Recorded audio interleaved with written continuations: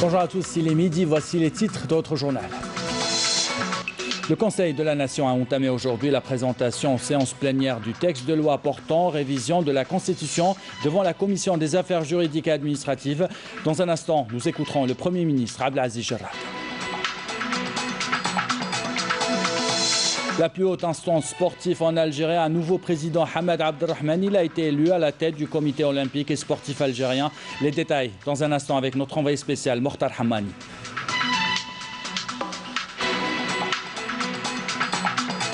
Les candidats au baccalauréat se préparent à passer leur examen décisif demain. Nous verrons dans ce journal dans quelles conditions ils terminent leur révision et comment les centres d'examen se préparent pour les accueillir. Le safran ou l'or rouge, un marché de niche. Nous verrons dans ce journal comment Hamid Aftis, ingénieur en sécurité informatique en France, a décidé de rentrer en Algérie pour investir, pour produire un safran 100% naturel.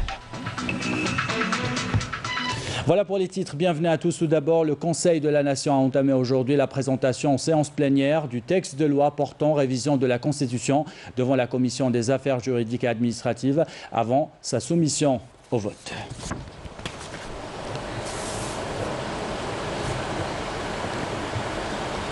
Le Premier ministre Abdelaziz Jarrad a affirmé devant le Conseil de la Nation que le projet de la révision constitutionnelle amorcera des réformes structurelles profondes dans le mode de gestion des affaires de l'État et luttera contre toutes les pratiques négatives allant à l'encontre de l'État de droit.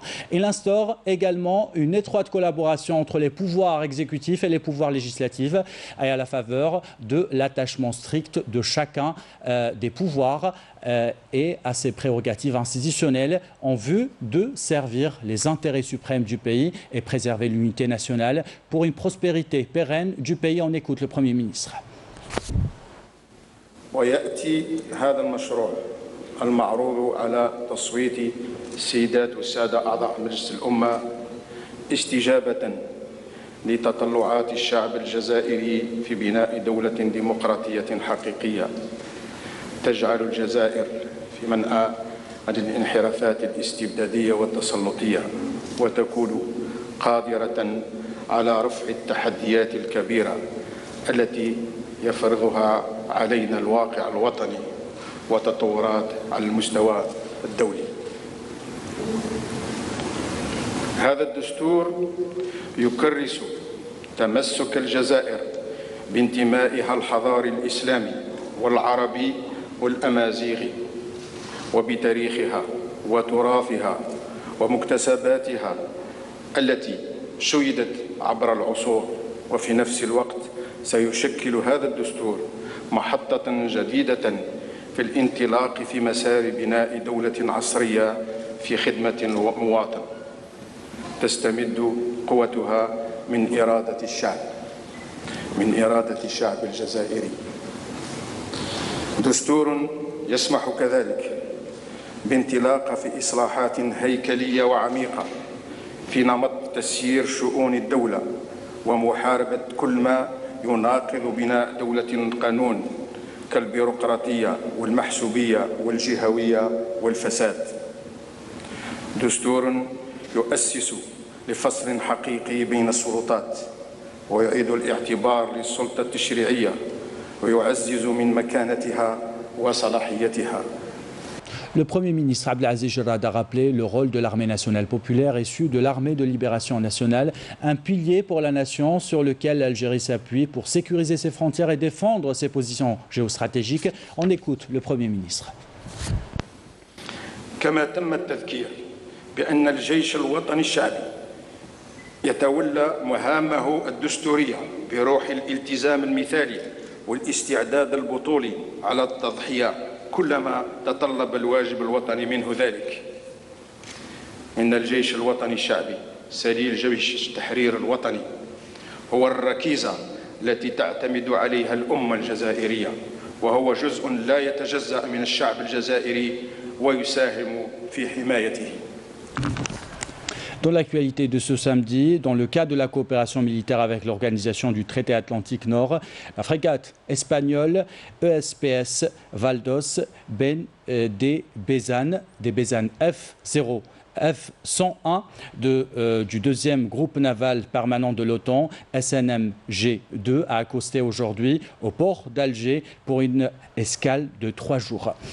À l'entame de l'escale, le commandant du deuxième groupement naval permanent de l'OTAN a effectué une visite de courtoisie au commandant de la façade maritime centre. Pour la même occasion, une flotte de nos forces navales exécutera, en coordination avec les bâtiments de deuxième groupe naval de l'OTAN, un exercice en mer type PASEC. Cette escale s'inscrit dans le sillage des activités de coopération militaire entre le ministère de la Défense nationale avec les pays de l'OTAN dans le domaine de la défense visant à promouvoir l'échange des expériences et le développement des capacités de nos forces armées. Dans l'actualité de ce samedi, la plus haute instance sportive du pays a un nouveau président. L'élection du président du comité olympique et sportif algérien s'est déroulée il y a 1 heure à Alger. 3 candidats étaient en lice. Après le retrait d'un candidat, c'est finalement Hamed Abdelrahman qui a été élu. Pour en savoir plus, nous retrouvons en direct Mokhtar Hamani. Bonjour, comment les élections, Mokhtar, se sont déroulées et quelles sont les prochaines missions du nouveau président du comité olympique? Eh bien, bonjour Kamel Souig. On va savoir tout cela avec notre invité, Abdelrahman Hamed, un homme heureux. Il avait réussi, souvenez-vous, en 2000 à Alger à l'occasion des championnats d'Afrique d'athlétisme à battre le record d'Afrique et prendre la première place dans ce championnat sous le regard de l'ex-président du comité olympique international, Juan Antonio Samaranch. Dans la même année, il obtient la médaille de bronze aux Jeux de Sydney. Et cette fois-ci, il réussit un autre exploit, c'est de battre ses autres adversaires, en l'occurrence Mustafa Qarboua, l'ex-président de la Fédération algérienne de cyclisme. 105 voix pour Abdelrahman Hamed, 32 pour Qarboua et 5 seulement pour Soumeya Fergani. Il est avec nous, il est certainement heureux. Il va partager avec nous ses sentiments puisque c'est la première fois qu'il devient donc président du comité olympique. Abdelrahman, félicitations. Certainement très heureux et très fier surtout. Merci Mokhtar. C'est sûr, oui, après une longue carrière d'athlète et un passage au comité exécutif de 2 années, je pense que c'est le couronnement. Donc je suis fier, mais aussi je sens une grande responsabilité que j'espère mener l'émission, la mission à bien. Voilà. Voilà, donc justement cette mission, elle sera, on va dire, de courte durée par rapport à vos prédécesseurs, puisque vous êtes président pour le restant de l'actuel mandat. Quelles sont les priorités du président? Bon, les priorités, Mokhtar, il ne laisse pas beaucoup de temps avant la fin du mandat. La priorité, c'est les Jeux Olympiques, c'est clair. Donc, l'urgence, c'est la reprise des athlètes, notamment ceux qui sont qualifiés et ceux qui courent toujours après la qualification. Et aussi les autres athlètes qui préparent pour il y a des championnats d'Afrique qualificatifs aussi, même dans les sports collectifs. Donc le plus important maintenant, c'est que tous les moyens du comité olympique soient à la disposition de tous les athlètes, notamment ceux qui préparent pour les échéances internationales. Et on vous demande bien évidemment, pour terminer, de lancer un message à la famille sportive algérienne.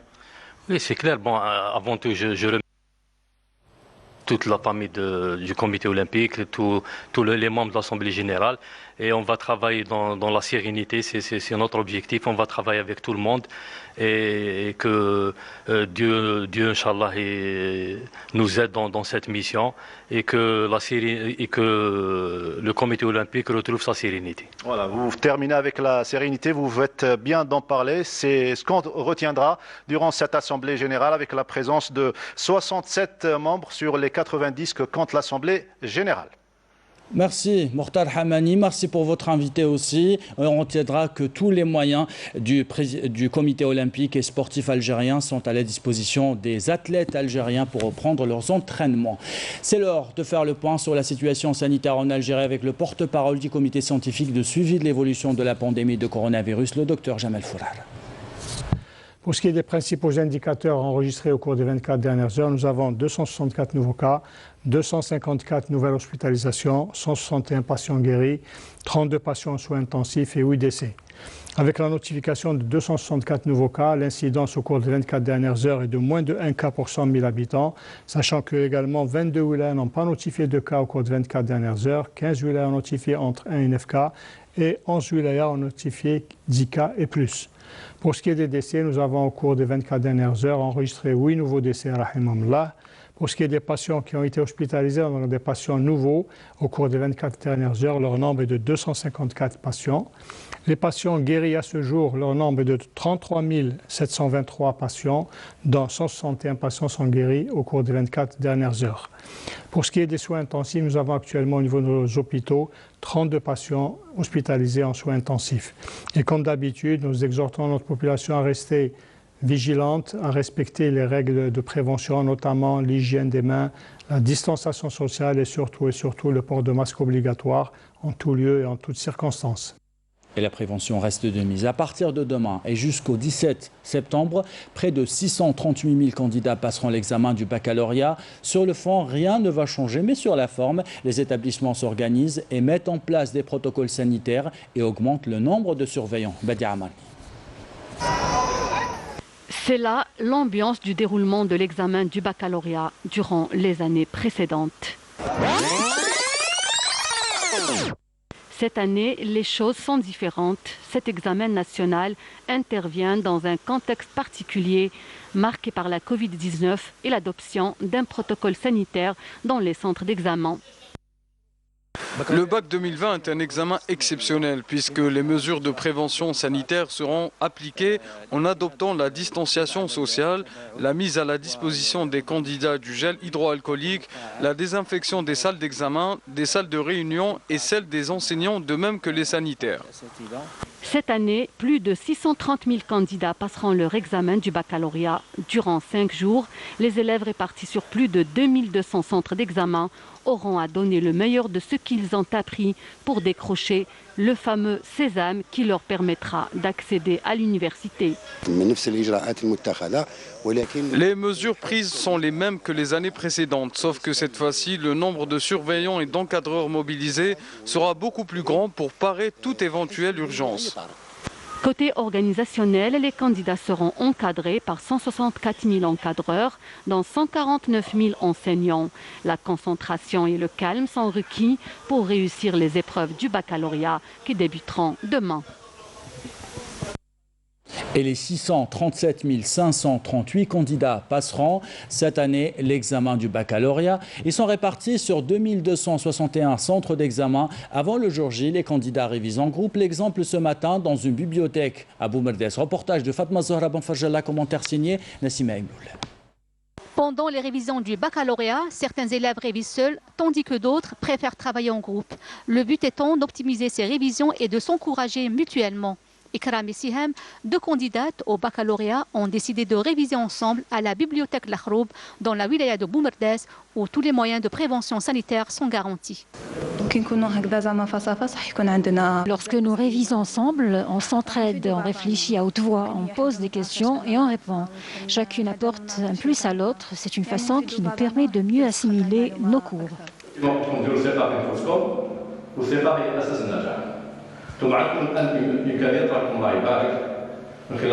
Ici, le travail de groupe est orienté par des professeurs. Il permet aux candidats d'interagir, de partager leurs connaissances et de progresser.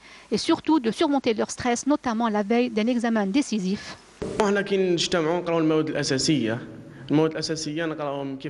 Lorsqu'on se retrouve, on révise les matières essentielles. Cela nous aide à acquérir les méthodes pour résoudre les exercices et d'avoir une autre approche des mathématiques.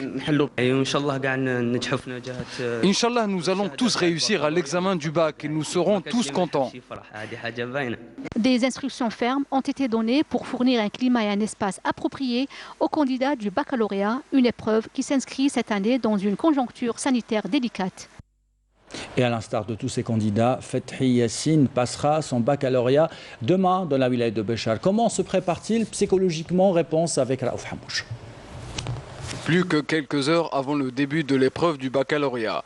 Pas si facile de gérer tout le stress pour les élèves comme pour les parents. Le bachelier trouvera dans le cocon familial la source de motivation nécessaire pour le jour J, avec une bonne dose d'encouragement et la fameuse pensée positive. Lorsque je suis entouré de ma famille, je me sens plus apaisé malgré tout le stress dû à l'épreuve du bac. Dieu merci, ma famille est derrière moi et reste toujours là pour m'accompagner. Il est vrai qu'au début de l'année scolaire, nous avons tracé les objectifs que notre fils devait atteindre pour la réussite du bac. Maintenant, notre rôle est de l'encourager et le motiver pour le jour J. C'est notre rôle de parents d'aider notre enfant à évacuer le stress. Nous essayons au maximum de faire des activités pour le faire penser à autre chose.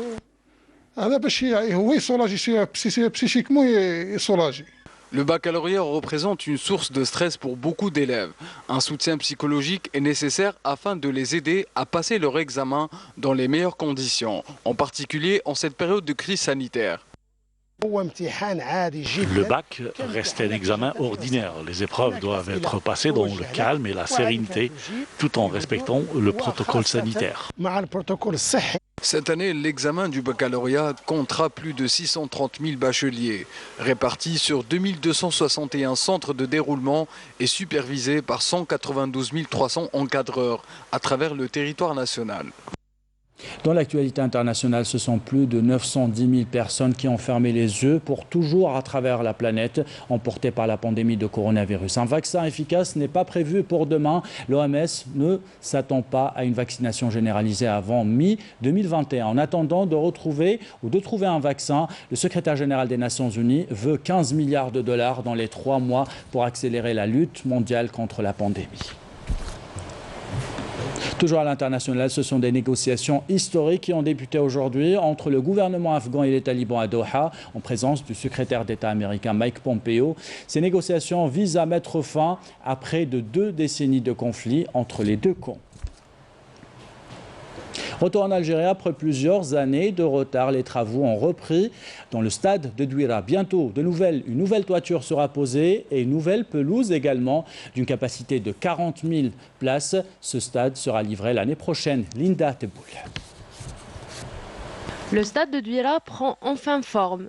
Le chantier vient d'être relancé suite à la dernière réunion qui a regroupé les différentes parties concernées pour finaliser la réalisation du projet. Tous les plans ont été approuvés par les organismes qui participent à l'exécution du projet.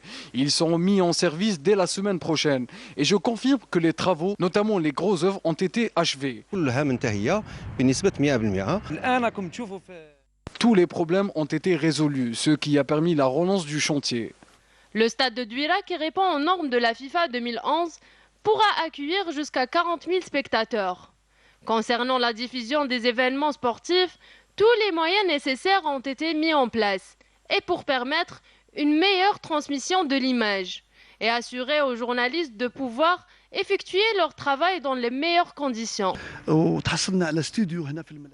Lors de cette réunion, il a été décidé de mettre à notre disposition un studio d'une superficie de 150 mètres carrés qui nous permet de réaliser des émissions sportives en utilisant jusqu'à 24 caméras, voire plus.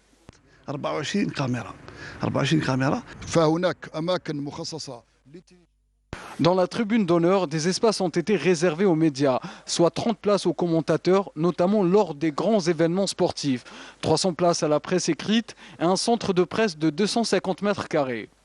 Après le retard accumulé en raison notamment de la crise sanitaire que vit le pays depuis plusieurs mois, la reprise des travaux comprendra notamment la pose de la toiture et de la pelouse. Selon les responsables en charge du projet, cette infrastructure sportive ultra-moderne sera livrée en 2021. Et les plus jeunes ont le sourire. Un parc d'attractions couvert a ouvert ses portes pour réguler les flux des visiteurs. Les visiteurs vont devoir réserver donc leur ticket d'entrée sur Internet. Raouf Hamouche.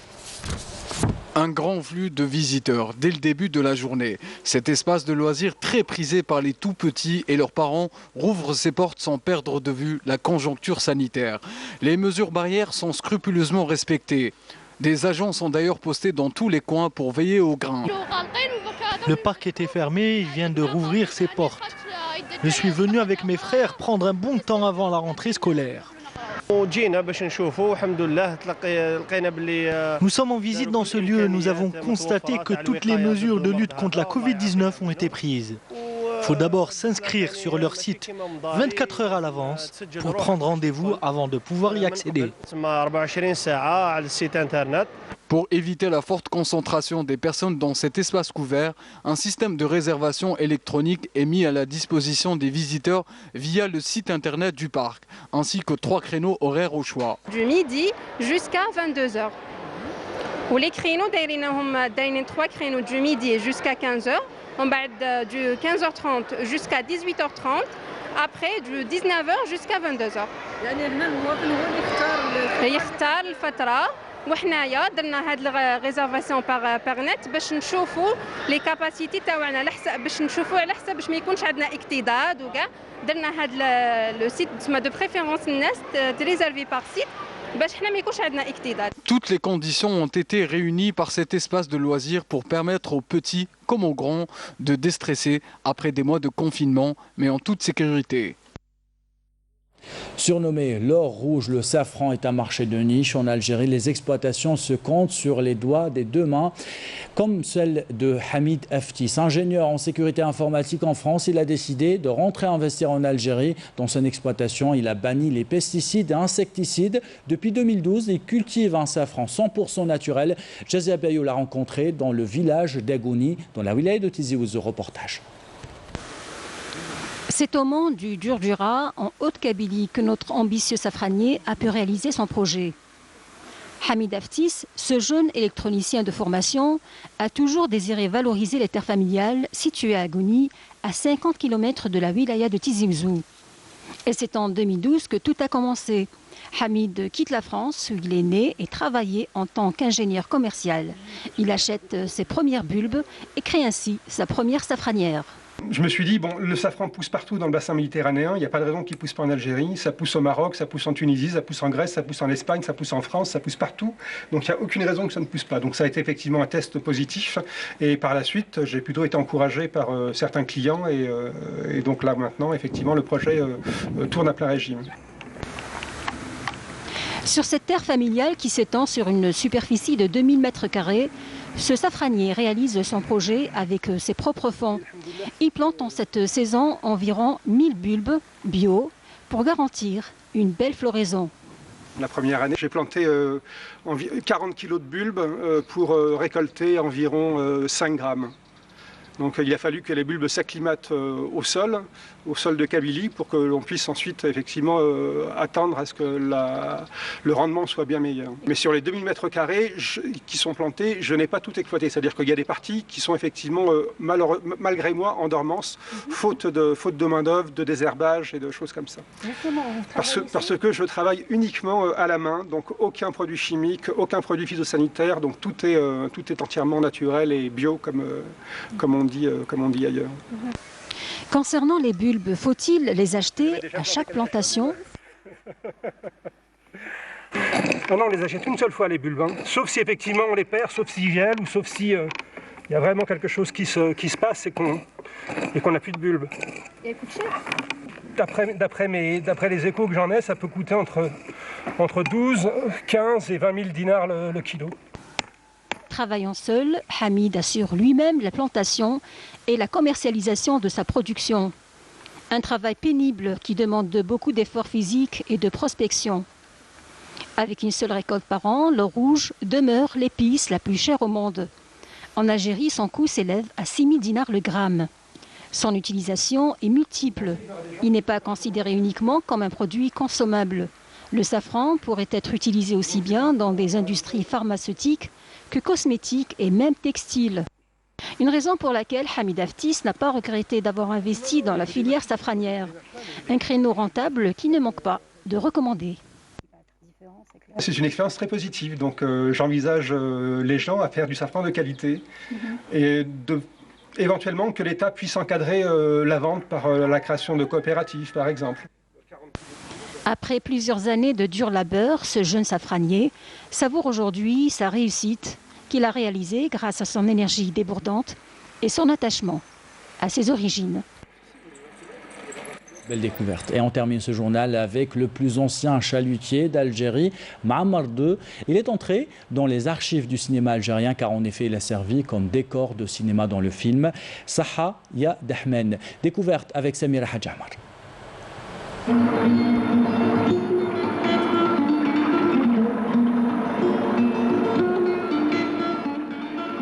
Taille 16 mètres, prénom Ma'ammar II, origine finlandaise, né en 1968. Il s'agit là de l'un des plus vieux chalutiers en activité en Algérie, un héritage de père en fils. C'est un bateau finlandais. Il a été acheté en Suède en 1976, trop l'Algérie. C'est mon père qui a ramené ce bateau.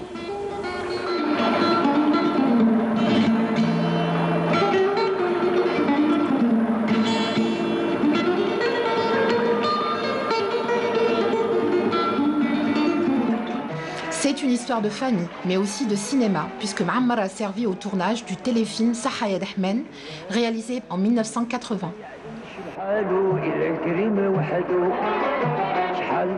Ce film-là, il a fait un film avec les acteurs algériens, avec Boujma Al-Anqis, Al-Badji, Dahma Al-Harrachi. C'est le film de Dahma Al-Harrachi, c'est lui l'acteur qui a fait ce film-là. Même il était le Hachmi. Hachmi Grouabi qui était à bord dans ce bateau-là.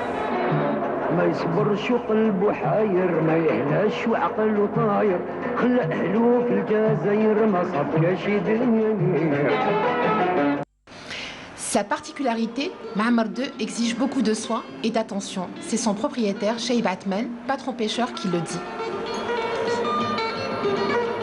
Unique dans l'Algérie, il est construit en fer et en bois et en bronze. Mais on a toujours des problèmes. C'est un ancien bateau. Mais le problème, les réparations d'Yalo, ça coûte très cher. Mais on voudrait réparer ce bateau-là. Mais ça coûte. On ne peut pas les réparer complètement. Ça coûte le bois, ça coûte le fer. Même les réparations d'Yalo, ça coûte très cher. Par heure, ça coûte très cher. Et pourtant, c'est le patron pêcheur qui s'est résigné à mettre en retraite Ma'ammar II. Le vieux chalutier de 52 ans finira peut-être ses jours sur cale au chantier naval de l'Ecorep, ou bien aura-t-il une seconde vie au musée de la Marine pour le plus grand plaisir du public amateur.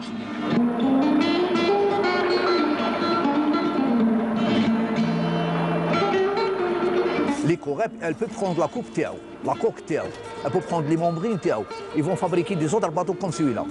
Parce que c'est des bateaux solides, c'est des bateaux à les hautes mers. Ils ont fait pour eux, à les hautes mers. Nous, dans la Méditerranée, on ne demande pas les grands bateaux, parce que nous avons une grande mer. Mais ils ont une grande mer. La moitié du bateau, elle est en bas, au-dessous de l'eau. Les Corep, le musée, ils s'aident. Il y a un coq, il y a un cadeau.